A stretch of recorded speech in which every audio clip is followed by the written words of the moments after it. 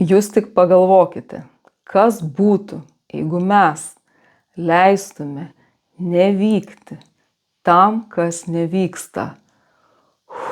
Koks palengvėjimas, iš karto susigrąžinam savo jėgą.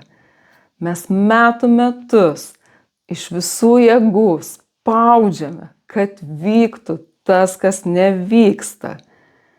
Ir jei mes turime energijos tiek, o tas, kas nevyksta, turi energijos tiek, tai mums reikia turėti tiek energijos, kad įvyktų tas, kas nevyksta.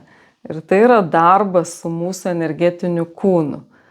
Ką mes galime pakeisti, kad vyktų tai, kas vyksta. Mes galime įtakoti savo mintis, savo jausmus, savo elgesį, savo atsaką, savo būseną.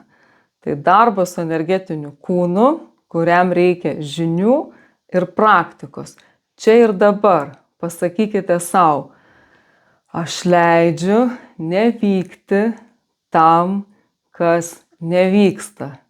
Aš darau ir veikiu su tuo, kas vyksta ir keičiasi.